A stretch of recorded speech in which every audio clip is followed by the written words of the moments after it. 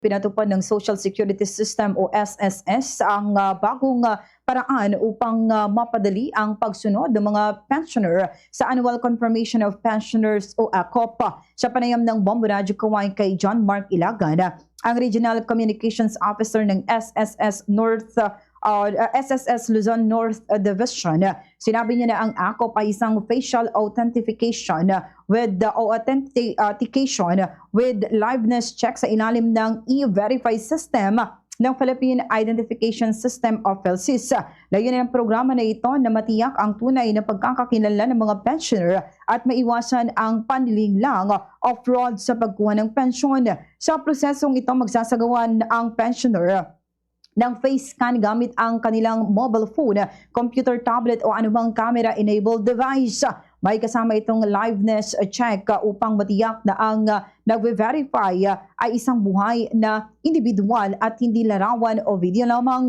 Ayon sa SSS, maaari ng kumpletuhin ng mga kwalipikadong pensioner ang kanilang ACOP requirements online, kaya hindi na kinakailangang pumunta sa alinmang sangay ng ahensya. Kabilang sa maaring gumamit ng facial authentication ay ang retirement pensioners na nasa Pilipinas na 80 taong gulang pataas, retirement pensioners na nasa ibang bansa at survivor o death pensioner na nakarehistro sa PhilSys. Samantala kung hindi makakapag-comply online ng pensioner, maaari pa rin po silang magtungo sa pinakamalapit na SSS branch upang magpatulong sa e-center personnel. Tinayak ng SSS ng bagong sistemang ito ay bahagi ng kanilang patuloy na pagsisikap na mapanatiling ligtas, mabilis at maayos ang paghahatid ng pension benefits sa mga pensioners sa buong bansa. Ganito ang bahagi ng pahayag ni John Mark Ilagan.